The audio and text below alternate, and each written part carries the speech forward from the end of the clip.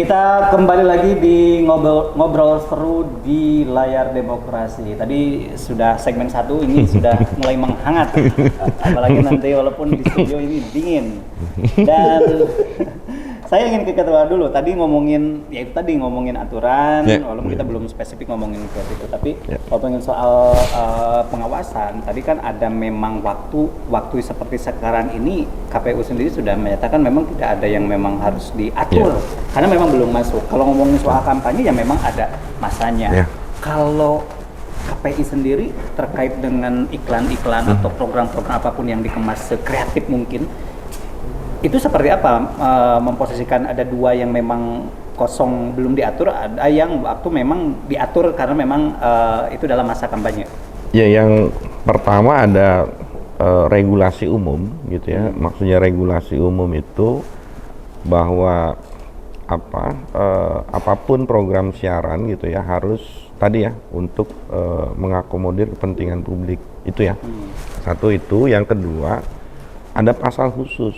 Jadi di Undang-Undang 32 tahun 2002 itu misalkan di pasal 46 gitu ya, ayat 10 gitu ya. Waktu siaran di lembaga penyiaran itu tidak boleh misalkan dibeli oleh siapapun kecuali iklan niaga. Blocking time ya, blocking time ya. Nah ini kan ini tidak hanya menyangkut tentang pemilu sebenarnya gitu ya, nikahan artis lah kan kayak gitu dan yang lain-lain lah. Itu kan tidak boleh tuh pasal umum ya. Ini sebelum regulasi KPU PKPU gitu ya, itu mengatur itu semua. Jadi penetapan tadi tanggal 28 November itu gitu ya. Nah artinya bahwa sebenarnya kalau kita bicara lembaga penyiaran firm ya, kami mengawasi lembaga penyiaran ini supaya memang untuk kepentingan publik. Nah permasalahannya kan ini tadi ya, yang kita diskusikan tadi tuh ya, masa yang kemudian seolah-olah ini lost gitu ya, kosong kan gitu ya, belum diatur misalkan kan gitu ya. Nah artinya bahwa saya semalam dapat aduan Kang, jadi ini sudah ada indikasi pelanggaran gitu ya. Tapi pelanggarannya itu tadi tuh pasal 46 ya, pasal 46 Undang-Undang 32 gitu ya, pasal sebelumnya gitu ya, pasal 46 ayat 10 tadi gitu, ada aduan salah satu TV induk jaringan gitu ya menayangkan itu kurang lebih ya 46 menit gitu program waktu siar gitu ya, itu dikuasai oleh partai tertentu ya. Nah ini kita lagi mengkaji nih ya. Nah hal yang kayak gini kan masyarakat harus tahu ya, karena saya berkali-kali bilang bahwa pemilik sah frekuensi itu adalah masyarakat gitu ya. Masyarakat dalam Undang-Undang 32 tahun 2002 itu peran sertanya itu wajib loh kan, turut serta untuk mengembangkan masalah penyiaran dan wajib hukumnya untuk mengadukan ketika ada program yang menciderai kepentingan masyarakat. Ya. Nah, ini yang kemudian harus dipahami gitu ya oleh kita semua sebenarnya sebagai warga bangsa kan gitu ya. Dalam melihat lembaga penyiaran. Kan. Tadi soal ada yang blocking time dengan durasi yang panjang tanpa iklan seolah jam itu dibeli. Kalaupun tidak dalam tahap pemilu tetap masih pelanggaran kan sebenarnya. Karena ada undang-undang yang tadi. Oh iya, kan regulasi itu kan itu tidak mengatur hanya di pemilu, ya. Kalau regulasi yang ada di yang ada di pemilu gitu ya, turunannya itu di Pedoman Perilaku Penyiaran dan Standar Program Siaran itu ada 2 pasal Kang. Ya, pasal 50 gitu ya, itu ada 4 ayat dan pasal 71 ada 5 ayat. Dan itu mengatur tentang bagaimana positioning lembaga penyiaran harus proporsional, tidak boleh memihak kan gitu ya, dan yang lain-lain gitu.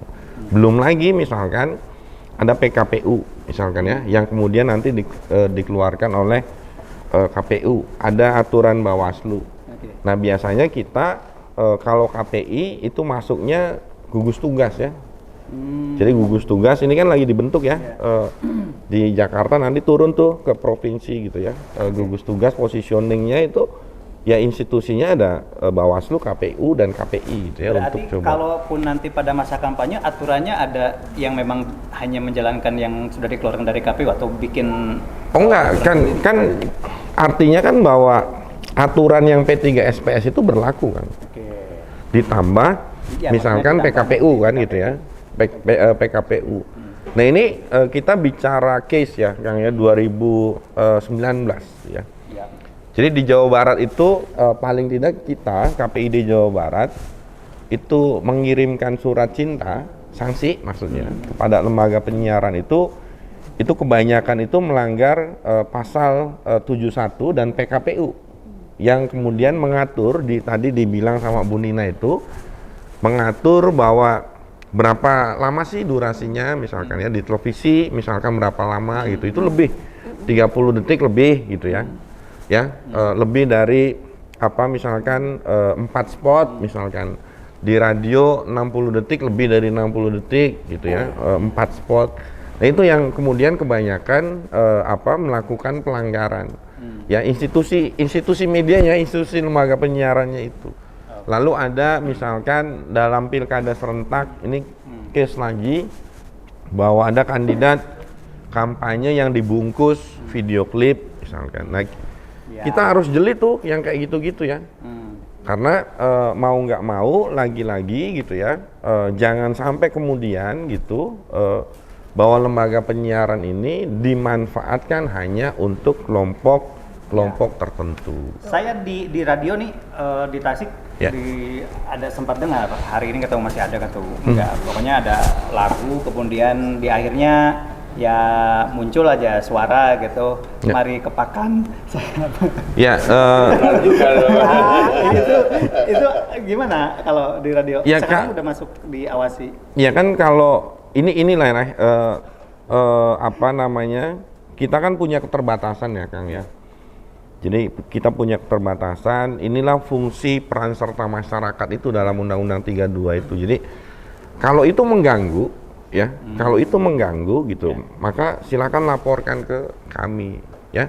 Ambil contoh misalkan ya, ini masalah bahasa saya masalah sosialisasi ini ya di lembaga penyiaran ya.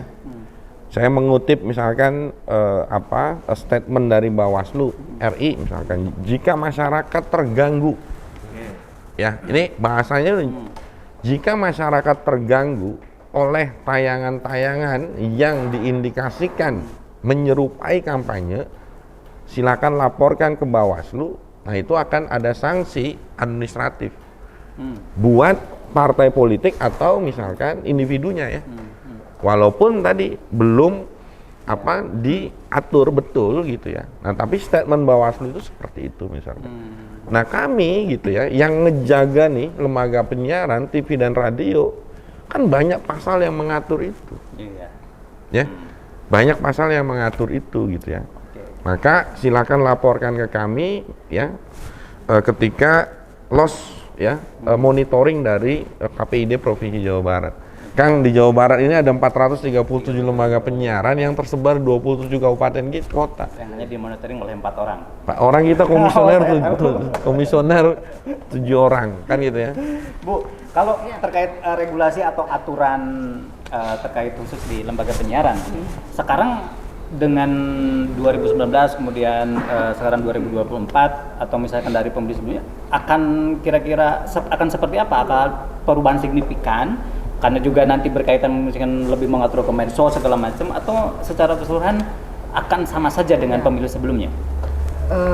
Terkait pengaturan kampanye ya di media untuk 2024 itu peraturan KPU-nya belum terbit, jadi masih kepada kita mengacu kepada pengaturan atau regulasi yang terakhir dikeluarkan oleh KPU.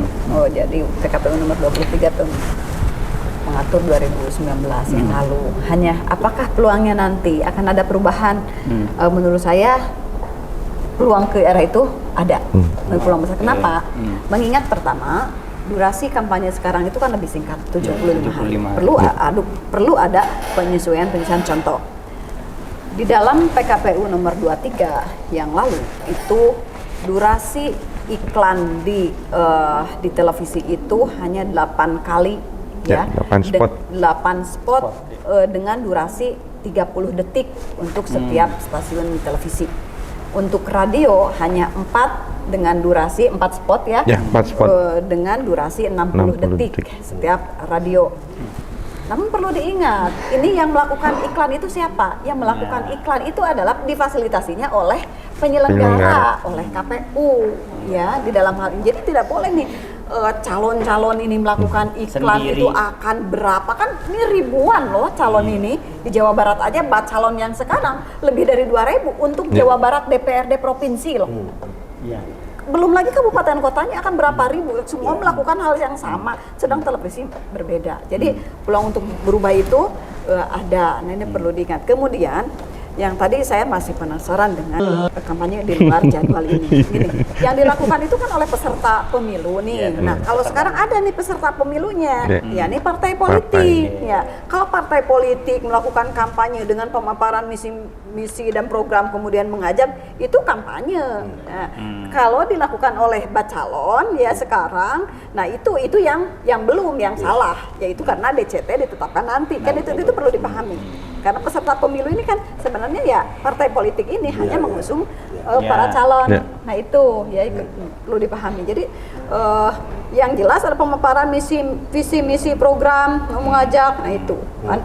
Dan yang nanti diatur oleh kampanye oleh peserta pemilu itu diatur oleh jadwalnya oleh KPU. Biasanya seperti ini, hari ini partai ABC, besok ABC tempatnya di mana. Karena kalau dengan satu tempat partainya bareng, wah bisa bentrok.